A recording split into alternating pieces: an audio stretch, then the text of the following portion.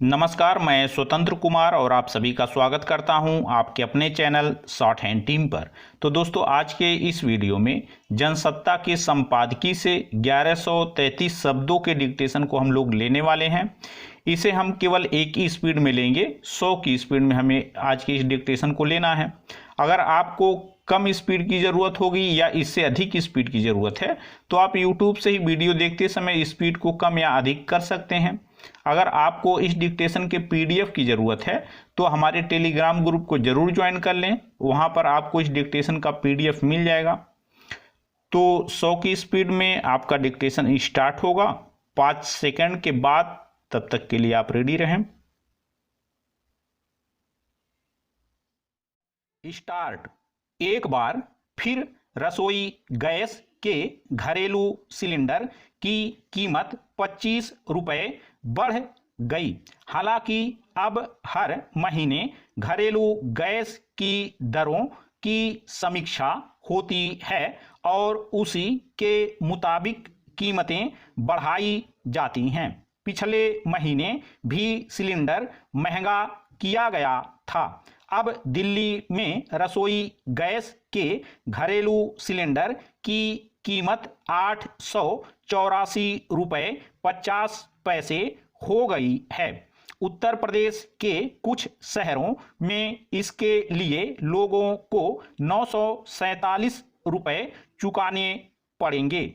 इसी तरह वाणिज्यिक सिलेंडर की कीमत में 75 रुपये की बढ़ोतरी की गई है। यानी वाणिज्यिक सिलेंडर के लिए दिल्ली में 1693 रुपये और चेन्नई में 1831 रुपये चुकाने पड़ेंगे।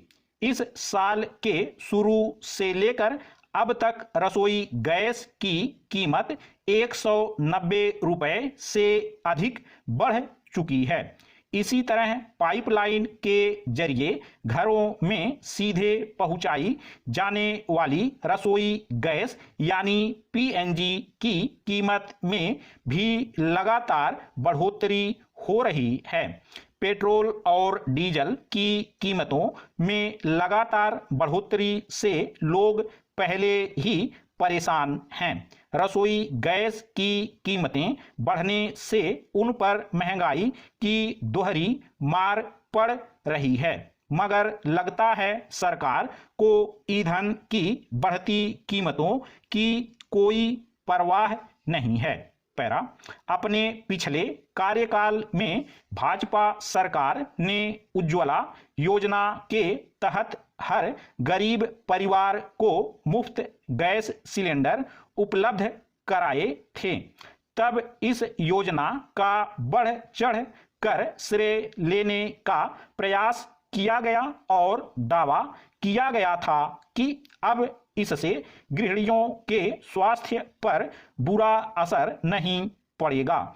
उसी दौरान प्रधानमंत्री ने लोगों से अपील की थी कि वे स्वेच्छा से रसोई गैस पर मिलने वाली सब्सिडी छोड़ें ताकि गरीब परिवारों को उसका लाभ पहुंचाया जा सके। उनकी अपील पर लाखों लोगों ने सब्सिडी छोड़ दी थी। इस तरह ज्यादातर परिवार अब सब्सिडी वाले सिलेंडर नहीं लेते। जब सिलेंडर की कीमत 550 रुपये थी तब तक तो सब्सिडी मिला करती थी, पर अब सरकार उसके बोझ से मुक्त है। उधर जिन गरीब परिवारों को उज्ज्वला योजना के तहत सिलेंडर उपलब्ध कराए गए थे, उनकी क्षमता उनमें गैस भराने की नहीं रह गई है। कोरोना काल में काम धंधे बंद हो जाने, रोजगार छिन जाने की वजह से बहुत सारे लोगों के लिए 2 वक्त का भोजन जुटाना मुश्किल है। मुफ्त सरकारी राशन पर निर्भर हो गए हैं। वे भला रसोई गैस खरीदने की हिम्मत कैसे जुटा पाएंगे। इस तरह रसोई गैस की मांग भी कोई खास नहीं बढ़ी है, फिर भी सरकार इसकी कीमत पर काबू नहीं पा रही। पैरा, रसोई गैस की कीमत बढ़ने से न केवल परिवारों का मासिक खर्च बढ़ जाता है, बल्कि बहुत सारी चीजों की कीमत पर भी इसका असर पड़ता है। वाणिज्यिक सिलेंडर का उपयोग बहुत सारे होटल, रेस्तरां, रेहड़ी पटरी पर कारोबार करने वाले लोगों के अलावा कल कारखाने भी करते हैं। जब गैस की कीमत बढ़ती है तो वस्तुओं की उत्पादन लागत भी बढ़ जाती है।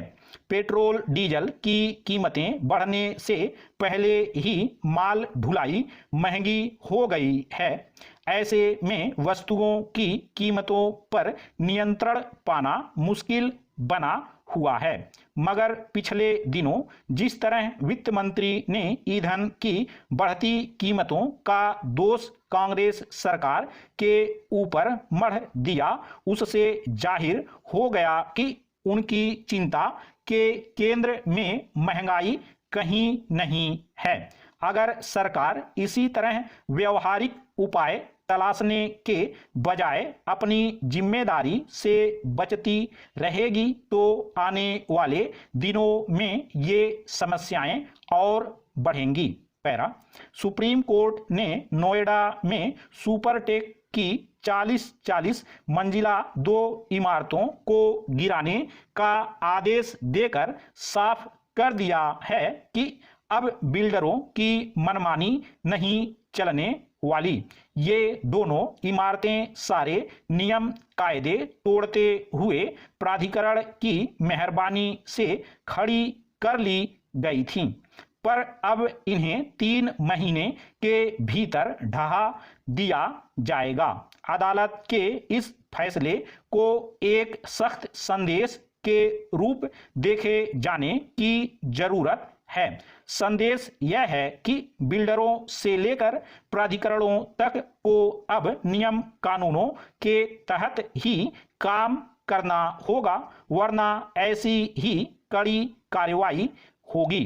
अदालत ने साफ कर दिया कि अब खरीदारों के हितों से ऊपर कुछ नहीं है। सर्वोच्च अदालत का यह फैसला राष्ट्रीय राजधानी क्षेत्र सहित देश भर के उन सभी बिल्डरों के लिए एक बड़ा सबक है जो घर खरीदने वालों के सपनों को एक दुस्वप्न में बदल देते हैं। सुप्रीम कोर्ट से पहले 11 अप्रैल 2014 को इलाहाबाद हाई कोर्ट ने भी अवैध रूप से बनी इन दोनों इमारतों को गिराने का निर्देश दिया था, पर तब सुपरटेक ने इस उम्मीद में सर्वोच्च अदालत का दरवाजा खटखटाया कि वहां कुछ राहत मिल जाए, लेकिन अदालत ने निवेशकों के दर्द को महसूस किया। इसलिए सुपरटेक को निर्देश दिया कि वह इस परियोजना के घर खरीदारों को 12% ब्याज के साथ पूरा पैसा 2 महीने के भीतर लौटाए।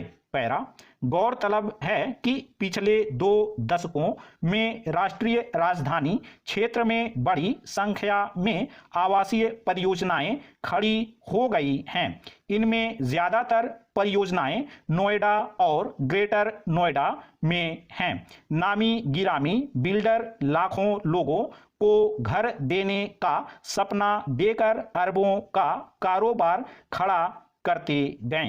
ज्यादातर खरीदार इस उम्मीद में पैसे लगाते रहे कि एनसीआर में उनके पास भी एक छत हो जाएगी, लेकिन देखने में आया कि लोगों को लंबे समय तक घर ही नहीं मिला। खरीदारों के पैसे से बिल्डर एक के बाद एक जमीनें खरीदते रहे। हालांकि पिछले कुछ सालों में सर्वोच्च अदालत ने कुछ बड़े बिल्डरों के खिलाफ सख्त कदम उठाया, पर आज भी लाखों लोग घर के इंतजार में भटक रहे हैं। एक मोटे अनुमान के मुताबिक नोएडा में 1.5 लाख और ग्रेटर नोएडा में 2 लाख लोगों को फ्लैटों का कब्जा नहीं मिला है। बिल्डर कानूनी लड़ाई में लगने वाले समय का फायदा उठा रहे हैं और निवेशक रो रहे हैं।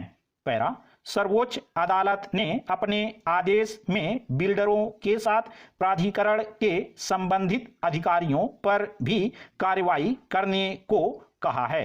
बिल्डरों और प्राधिकरण के अधिकारियों की साठगांठ से चलने वाले संपत्ति कारोबार की जड़ें काफी गहरी हैं। कोई भी इमारत प्राधिकरण के अफसरों की इजाजत के बिना खड़ी नहीं की जा सकती। अगर कोई बिल्डर नियम कायदों को तोड़ते हुए 40 मंजिलें खड़ी कर लेता है तो जाहिर है बिना बड़े स्तर पर भ्रष्टाचार के यह संभव नहीं हो सकता। आखिर कैसे नियम कायदों को ताक पर रखते हुए बिल्डरों को योजना में बदलाव करने और अवैध निर्माण की इजाजत देने का खेल चलता रहा, इसकी गहन जांच होनी चाहिए। अदालत के आदेश के बाद उत्तर प्रदेश सरकार की नींद खुली है। मुख्यमंत्री ने प्राधिकरण के संबंधित अफसरों पर कार्रवाई की बात कही है, लेकिन प्राधिकरणों में अनवरत चलते रहने वाला यह भ्रष्ट कारोबार किसी से छिपा नहीं है। अगर सरकार अपनी ताकत का इस्तेमाल करे और भ्रष्ट अफसरों पर निगरानी रखे तो न अवैध इमारतें ही खड़ी हो पाएंगी और न ही कोई बिल्डर लोगों को ठगने का दुस्साहस कर पाएंगे। पर यह सब करे कौन, यही बड़ा सवाल है। स्टॉप।